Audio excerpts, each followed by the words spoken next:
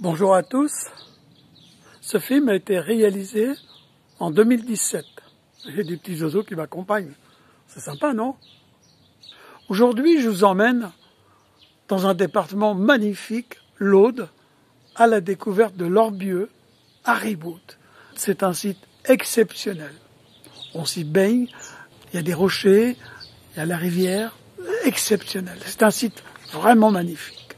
L'Aude est un département extraordinaire, magnifique, qu'il faut découvrir. Vous avez sûrement entendu parler de Narbonne, Carcassonne, Limoux, Montréal, bien sûr. Là, on découvre une région, quand on monte à Montréal, c'est sur les hauteurs, et c'est une découverte exceptionnelle. L'abbaye de Fontfroide, par exemple.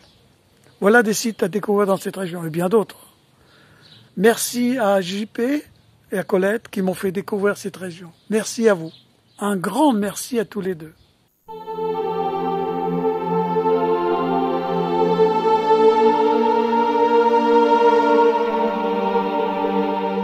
Abonne-toi à ma chaîne YouTube, c'est gratuit, abonne-toi. Le village de Riboute est situé dans le département de l'Aude, dans la vallée de l'Orbieu, sur sa rive droite et plus précisément sur ses hautes rives rocheuses. Riboute est un village agricole de culture unique, la vigne. On exploitait autrefois un banc de calcaire marneux appelé marbre de Riboute. Les habitants se nomment les Ribautais et les Ribautaises, pour une population de 268 habitants environ. Riboute, de Riba, Alta, qui signifie rive haute, est bâtie sur l'Orbieu dans un cadre très pittoresque. La rivière forme en bas du village des cascades remarquables, d'où la vue est captivante. T'as quel âge, la souche? Oh, je te rassure, je suis bien vieille, trop vieille peut-être. J'avais donné vie à un magnifique olivier. Il était beau, il était fort, costaud. Et puis, c'est une crue qui nous emportait. Il ne reste plus maintenant que sa vieille souche, et personne ne se soucie de moi. L'intérêt que tu me portes me touche, moi, vieille souche. Enfin, quelqu'un qui me parle. Je vais te faire une confidence. J'espère partir à la prochaine crue. Un sculpteur pourrait me redonner vie, finir mes jours dans un musée pour le plus grand plaisir de tous. Je peux redevenir très belle, tu sais, avec un peu d'imagination. Le rêve. Ce n'est pas la destination qui compte, mais le voyage.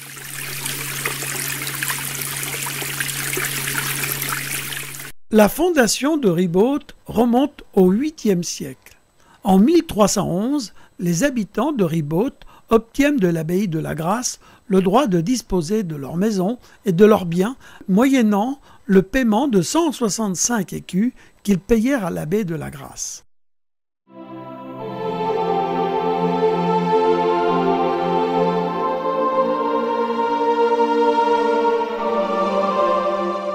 Le portail ogival date de 1575. Respect, s'il vous plaît.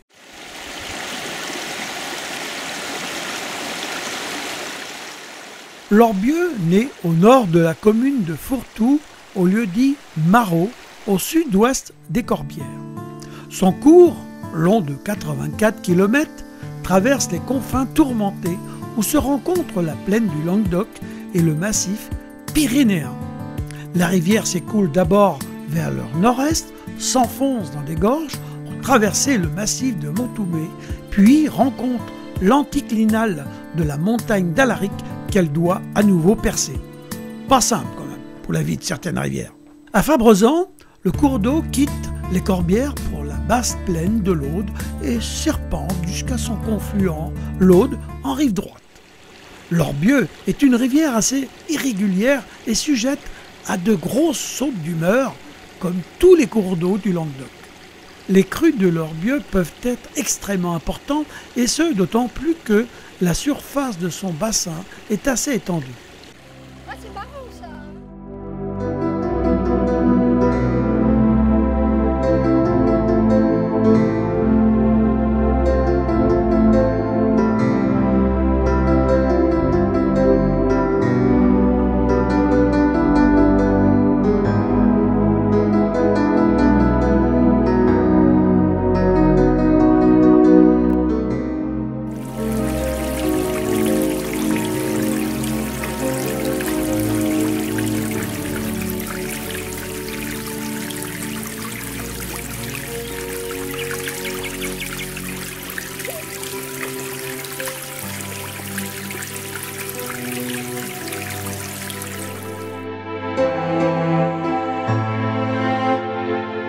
Toi, Lorbieu, tu arroses entre autres La Grasse, Ribaute et Fabrezan. Tu nous offres ici une magnifique fantaisie. Chargé de souvenirs les plus charmants avec tes clapotis, tu viens bercer ma nostalgie du moment. Toi qui as toujours eu la folie des grandeurs, des voyages, au milieu d'une belle nature, de vignes, tu coules parfois tranquille, parfois grondante. Oser déplier la mémoire, déchirer un petit coin d'enfance, le regarder virevolter dans ce paradis rêvé où les cicatrices du temps nous offrent un spectacle enchanteur, époustouflant, d'une beauté riche et variée. Ici, les broderies du temps nous offrent, avec un raffinement extrême, un spectacle à couper le souffle, un joyau nous est offert. Cultiver l'émerveillement dans cette diversité de paysages qui étonne toujours, bref, c'est la vie qui passe, au fil de l'eau. Quel précieux héritage que la nature nous offre là, mes yeux sont éblouis, je suis enchanté par ta simplicité et ta beauté.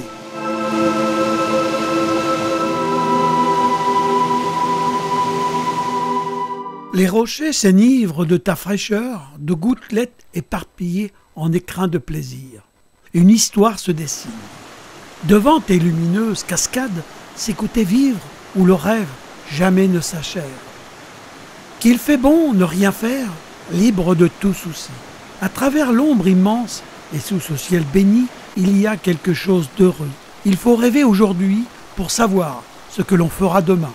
Venir pêcher des plaisirs infinis du temps qui passe dans cet espace aux mille parfums, où le soleil s'invite toujours, regarder l'orbieux s'abandonner sous nos regards médusés. Alors là, oui, vraiment, la pêche au plaisir n'a pas de prix. La nature ne manque pas de merveilles, mais seulement du désir d'être émerveillé, sublime richesse. Une beauté, là, devant mes yeux, vient d'éclore, un paysage rempli de poésie. J'ai des songes heureux pour ensemencer les siècles. Faites le plein de toutes ces richesses, les mettre au secret avec vos envies d'enfance, de ce lieu de rêve, de ce lieu sacré où le soleil se réjouit. La pêche au plaisir n'a pas de prix. Ce paradis de rêve nous comble de satisfaction.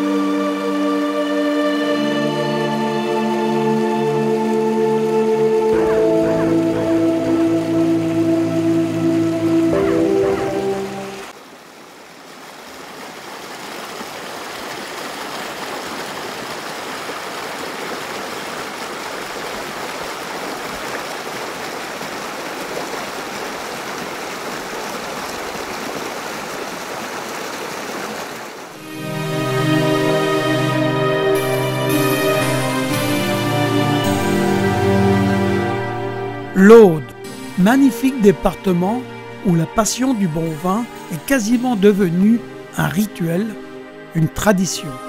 De passage dans cette région des Corbières, je souhaite absolument aller à la rencontre d'une équipe de vendangeurs où l'on cueille encore les grappes à la main.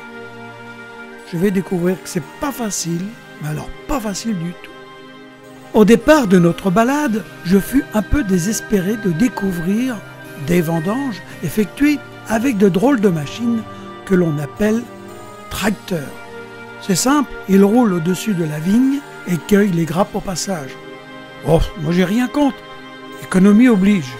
Là, devant nous, toute une équipe de vendangeurs en plein travail. L'accueil est sympathique, des gens chaleureux, le bonheur pour moi.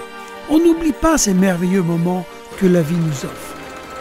Toute une équipe de femmes et d'hommes en plein travail. En plus, ils sont très gentils avec nous. Ils nous font découvrir leur métier, ô combien difficile.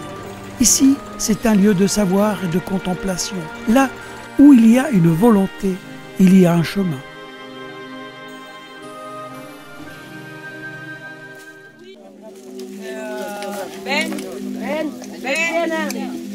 La chienne. Appelle ta chienne.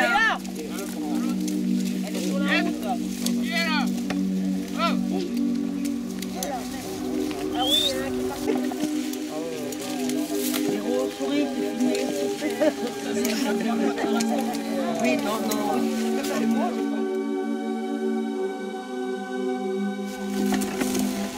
Voilà.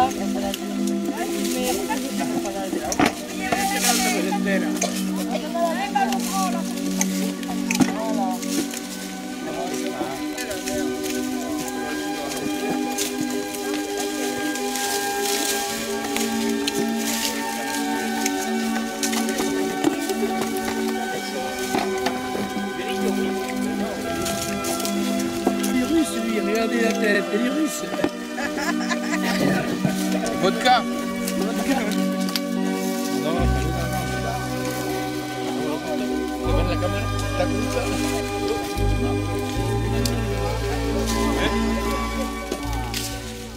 Il en a fallu du temps pour qu'il finisse de mûrir ce raisin.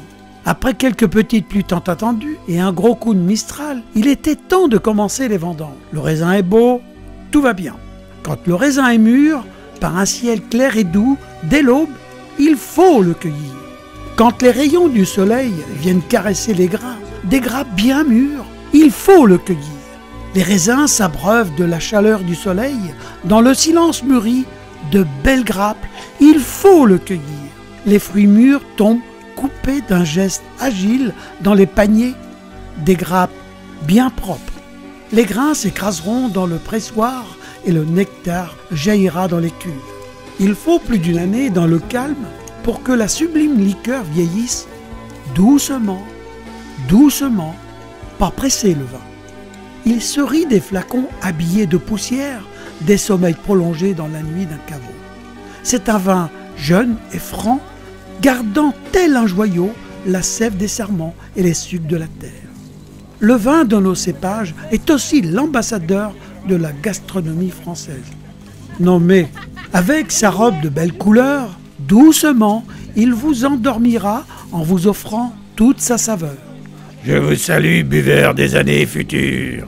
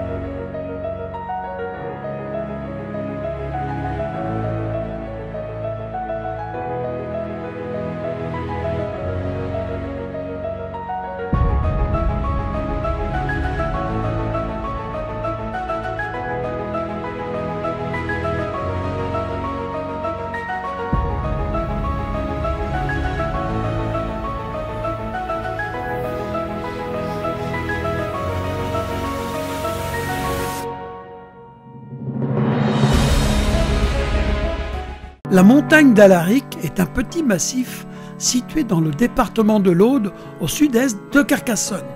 Le point culminant de ce massif est le Signal d'Alaric à 600 mètres. Son versant nord est un terroir viticole appelé vignoble de la montagne d'Alaric. Toutes ces montagnes, grandes ou moyennes, ont toute leur histoire où l'on est entièrement coupé du monde d'en bas. Quand la montagne se réveille, devant mes yeux qui s'émerveillent, en m'offrant des décors enchanteurs, je ne suis pas en reste. Je vous convie au plaisir des yeux où l'érosion du temps a fait merveille. Quand la vision d'une telle beauté me pique les yeux, en découvrant l'intensité d'un corps parfait, authentique. Ici, les vagues de plaisir n'en finissent jamais, et puis, au passage, on accroche quelques images.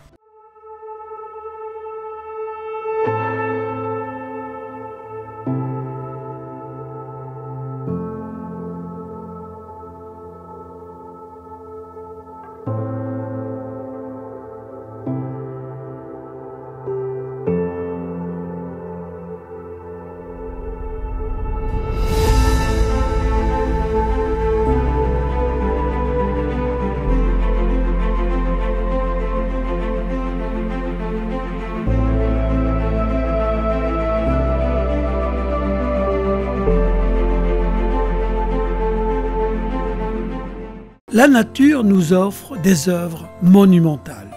J'ai une vision extraordinaire, sans limite, devant cette indescriptible beauté dans cet espace où la nature est reine. Chacun d'entre nous détient sa montagne à gravir. Pour l'un, c'est le sommet, son Everest. Pour d'autres, des étoiles à cueillir, là où le ciel respire la lumière gracieuse. À chacun sa montagne, son Himalaya.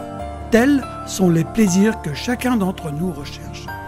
Pour le rêveur, le vrai, c'est encore plus grand quand dans ses yeux brille tant de richesses, voit sa montagne, hors du temps, là-haut, tout là-haut. Mes pas m'ont guidé pour rêver tout haut par une belle après-midi au cœur de cette montagne silencieuse. Il faut se dire que seule l'ombre des nuages montre à l'assaut des montagnes. Aime seulement ce qui t'arrive. Cette modeste poésie s'adresse à tous les rêveurs. C'est peut-être aussi cela, la vraie richesse. Le rêve est un luxe que tous ne peuvent pas s'offrir. Va toujours par le chemin le plus court, celui de tes rêves, bien sûr, rêve de nature. La montagne enseigne le silence. Le spectacle du rêveur est toujours très beau, magnifique, sublime même. Seuls tes rêves valent quelque chose, ce sera toujours ton vrai trésor et personne ne pourra te le prendre.